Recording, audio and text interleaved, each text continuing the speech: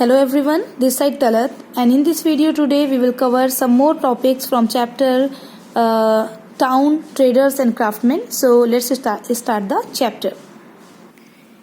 In the previous videos I have told you about the chapter कि किस तरह से टाउन्स के कौन कौन से टाइप होते हैं, कैपिटल टाउन्स किस तरह से बने, जब किसी भी एम्परर ने या किंग ने किसी जगह को कैपिटल बनाया, वो फेमस हुई, लोग आकर वहाँ सेटल डाउन हो गए और वो टाउन बन गया.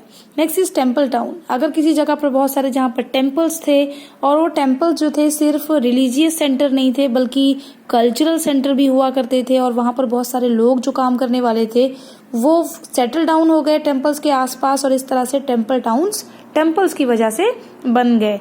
पिलग्रिमेज टाउन्स, जो मैंने आपको ये बताया, जो पिलग्रिमेज सेंटर्स थे वो धीरे धीरे अपने आप में चेंज होते गए, साइज बड़ा होता गया और वो भी टाउन्स बन गए. बनारस, इलाहाबाद, मथुरा और वृंदावन ये इसके कुछ एग्जाम्पल्स हैं पिलग्रिमेज टाउन्स के.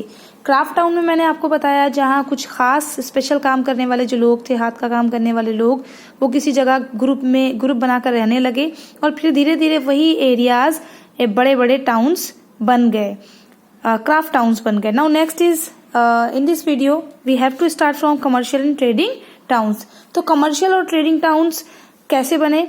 कमर्शियल ट्रेडिंग टाउन इस तरह से बने, सपोज कोई एक ऐसा एरिया था जिसमें कोई एक पर्टिकुलर चीज मिलती थी, या तो वो उसकी वजह से फेमस हुआ और वो कमर्शियल टाउन बना, या तो हो सकता था कि वही एरिया एक ऐसी जगह पर था जो पोर्ट के पास था, तो कई बार किसी प्रोडक्ट की मिलने की वजह से कोई टाउन बना, या वो पोर्ट के नियर वो पोर्ट के क्लोज था, पास था, इस वजह से भी वो कमर्शियल या ट्रेडिंग टाउन बने. या कई बार किसी पर्टिकुलर एरिया से कोई मेजर ट्रेड रूट्स, बिजनेस के लिए जो मेन रास्ते होते हैं वो रास्ते उस एरिया से होकर गुजरते थे, इसलिए भी कुछ ट्रेडिंग टाउन्स और कमर्शियल टाउन्स बन गए. कमर्शियल टाउन और ट्रेडिंग टाउन दो तरह के होते हैं. One is inland trading towns and second is port towns. Inland trading towns means एक ऐसा ट्रेडिंग टाउन जो अपने ही एरिया में बिना वाटरवेज के थ्रू जब बिजनेस किया जाए, ये रिवर्स हैं अगर आसपास तो भी ठीक है, लेकिन अपने ही एरिया में जब बिजनेस किया जाए, that is known as inland trading towns. और पोर्ट टाउन्स एक ऐसे टाउन जहां पर पोर्ट है, जिन भी टाउन्स में पोर्ट था उन्हें पोर्ट टाउन्स कहा गया, क्योंकि वहां पर शिप पर सारा सामान लोड करके दूसरे एरिया में उस सारे सामान को भेजा जाता था, वो जिस चीज में बिजनेस करते थे. अहमदाबाद और कासिम बाजार कॉटन और सिल्क टेक्सटाइल के लिए जाने जाते थे. इसका मतलब ये हुआ अहमदाबाद और कासिम बाजार में कॉटन और सिल्क का कपड़ा था और इसी दो चीजों की वजह से कॉटन से कॉटन का कपड़ा बनाया जाता होगा और वॉर्म से सिल्क का कपड़ा बनाया जाता होगा. तो ये हुआ वो प्रोडक्ट जिसकी वजह से अहमदाबाद और कासिम बाजार फेमस हुए. काबुल में क्या चीज थी? काबुल हॉर्स के बिजनेस के लिए सेंटर था. अगर किसी को हॉर्स खरीदने होते थे उस टाइम पर तो वो काबुल जाना पसंद करता था. तो ये अहमदाबाद कासिम बाजार सिल्क और कॉटन के लिए फेमस हुए और काबुल हॉर्स के लिए फेमस हुआ.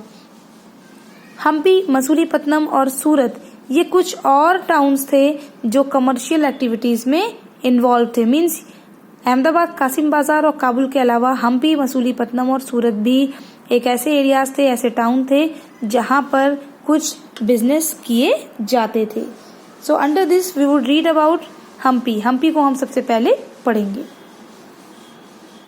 सो दिस इज हम्पी सिचुएटेड है कर्नाटका में तुंगभद्रा रिवर के किनारे. कर्नाटका की तुंगभद्रा रिवर के किनारे हम्पी सिचुएटेड है.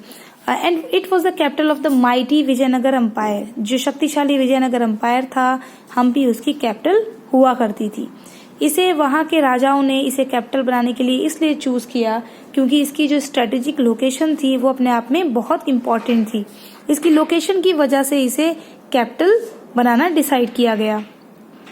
Hampi had the Tungabhadra river on one side. यानी हम्पी के एक किनारे पर तुंगभद्रा रिवर थी और बाकी तीन तरफ से ये पहाड़ियों से घिरा हुआ था. एक पर्शियन ट्रेवलर जो उस टाइम पर घूमने आया, जिसका नाम था अब्दुल रज्जाक, उसने ये सारी चीजें डिटेल में अपनी बुक में लिखी हैं. तो अब्दुल रज्जाक की आप बुक पढ़ेंगे तो आपको हम्पी और इसकी लोकेशन के बारे में सारी चीजें पता चल जाएंगी. Hampi was an important centre of the cotton spice trade. अभी हम ऑलरेडी इसके बारे में पढ़ चुके हैं कि हम्पी हम्पी कॉटन के कपड़े के लिए और स्पाइस के लिए जाना जाता था। तो यहाँ से ये दो चीजें स्पेशली ये प्रोडक्ट थे, ये आइटम थे जो बिजनेस में सेल एंड परचेज किए जाते थे। 15th एंड 16th सेंचुरीज में यूरोपियन मर्चेंट्स ये जो चीजें थी इन्हें हम्पी की रिच मार्केट से खरीदने का काम करते थे।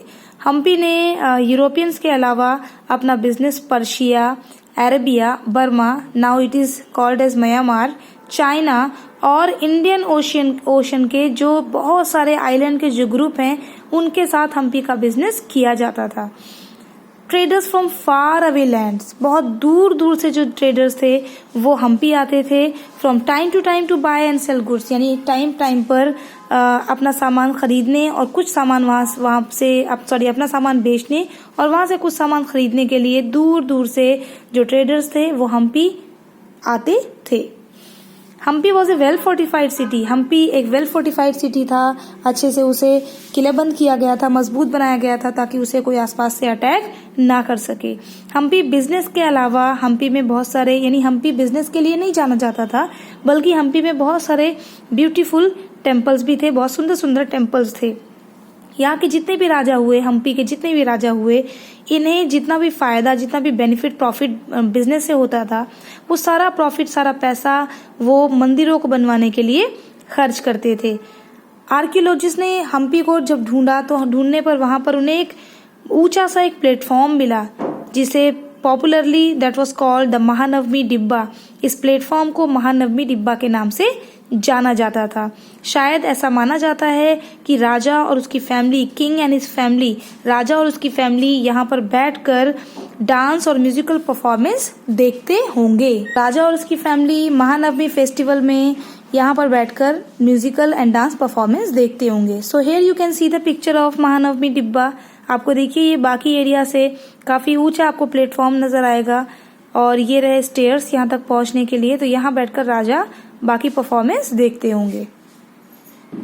बट फाइनली टेराकोटा के बैटल के बाद हम्पी डिक्लाइन हुआ और यहाँ पर बिजनेस यहाँ से कंटिन्यू किया गया, लोग यहाँ पर आते रहे, ट्रेडर्स यहाँ पर आते रहे, but the town lost its importance. लेकिन ये जो शहर था हम्पी था, इसकी इम्पोर्टेंस खत्म हो चुकी थी। Next is Masulipatnam. तो मसूलीपट्टनम किस चीज के लिए फेमस था? सबसे पहले इसकी लोकेशन देख लेते हैं। ये कृष्णा रिवर के किनारे मसूलीपट्टनम सिचुएटेड है और इसे 14th सेंचुरी में इसको बनाया गया था। स्पेशली ये इसेंशियली शुरुआत में ये एक पोर्ट टाउन था और इसे मसूलीपट्टनम को मछलीपट्टनम भी कहा जाता था। मछलीपट्टनम इसे इसलिए कहा जाता था क्योंकि जो इसका गेटवे था अंदर आने के लिए उसे फिश की आइस से, यानी मछली की आइस से इसे डेकोरेट किया गया था। So it was known as Machilipatnam. French Masulipatnam में बिजनेस के लिए फ्रेंच, इंग्लिश और डच मसूलीपट्टनम आया करते थे और उनकी जो आने की जो टाइमिंग थी वो थी 17th सेंचुरी, यानी 17th सेंचुरी में फ्रेंच, इंग्लिश और डच मसूलीपट्टनम बिजनेस के लिए आते थे। It was the main port of the kingdom of Golconda. Golconda kingdom का ये एक मेन पोर्ट था और कुतुब शाही सुल्तान ने एक रॉयल ऑर्डर इशू किया जिसमें उन्होंने डच को मसूलीपट्टनम में एक ट्रेडिंग पोस्ट बनाने की परमिशन दे दी। तो इस तरह से डच को वहां बिजनेस करने का एक राइट मिल चुका था। मसूलीपट्टनम में एक अच्छा सा चिन्स नाम का एक कपड़ा बनाया जाता था और ये जो चिन्स नाम का कपड़ा था जो अपनी क्वालिटी के लिए साउथ ईस्ट एशिया में इसकी काफी डिमांड भी थी, मतलब इसे काफी इसको मांगा जाता था। मसूलीपट्टनम तब भी और आज भी एक चीज के लिए जाना जाता है और वो है कलमकारी वर्क, यानी कलमकारी वर्क के लिए मसूलीपट्टनम आज भी और तब भी जाना जाता था, फेमस था। जो द वर्ड मीन्स पेन, कलम, यानी जो कलम है इसका मतलब पेन है और वर्क का मतलब, कारी का मतलब वर्क है, यानी एक ऐसा काम जो पेन से किया जाए। It refers to a method of painting natural and vegetable dyes, यानी इस कलमकारी पेंटिंग में नेचुरल और वेजिटेबल डाइज को यूज किया जाता है और इन कलर्स को पेन के थ्रू कॉटन के कपड़े पर या सिल्क के कपड़े पर बैम्बू यानी बांस के बने हुए पेन से इससे पेंटिंग की जाती है। तो मसूलीपट्टनम कलमकारी के लिए तब भी जाना जाता था और आज भी जाना जाता है। कलमकारी एक ऐसा काम है जिसमें एक बैम्बू बांस का बना हुआ पेन यूज किया जाता है और इसमें वेजिटेबल और नेचुरल कलर को, डाई को कॉटन और सिल्क के कपड़े पर इससे पेंटिंग की जाती है। Masulipatnam was a major trading centre for Kalamkari textile. और ये जो कलमकारी टेक्सटाइल था, कलमकारी पेंटिंग का बनाया हुआ जो कपड़ा था, ये इसके लिए मसूलीपट्टनम एक बहुत बड़ा सेंटर माना जाता था। These textiles were exported। ये सारा कपड़ा जो कलमकारी टेक्सटाइल था, ये सारा कपड़ा कहाँ एक्सपोर्ट किया जाता था? To the Safavid empire in Persia. Persia के सफाविद एम्पायर तक इंडिया का कलमकारी टेक्सटाइल का कपड़ा भेजा जाता था। जब बॉम्बे, कलकत्ता और मद्रास ट्रेडिंग पोस्ट बना दिए गए, उसके बाद ये जो सेंटर्स थे बॉम्बे, कलकत्ता और मद्रास को जब यूरोपियंस ने ट्रेडिंग पोस्ट बनाया, उसके बाद धीरे धीरे मसूलीपट्टनम की इम्पोर्टेंस कम हो गई। क्योंकि जब एक चीज होती है इम्पोर्टेंट और उसके सामने एक दूसरी इम्पोर्टेंट चीज बना दी जाती है, तो पहले वाली जो इम्पोर्टेंट चीज होती है उसकी वैल्यू या इम्पोर्टेंस धीरे धीरे कम हो जाती है। तो जब यूरोपियंस ने ट्रेडिंग पोस्ट, क्योंकि मसूलीपट्टनम में इतने सारे बिजनेसमैन आते थे तो वो फेमस था, लेकिन बाद में जो है जब यूरोपियंस ने बॉम्बे, कलकत्ता और मद्रास में ट्रेडिंग पोस्ट बनाई कि अब वो बिजनेस वहां से करेंगे, तो ऑब्वियसली मसूलीपट्टनम जो पहले बनाया गया था उसकी इम्पोर्टेंस अपने आप धीरे धीरे कम हो गई। Now our next topic is Surat. Surat and next and last topics, traders and craftsmen. We will cover both the topics in next video. Till then, do keep watching my videos and take care and bye bye.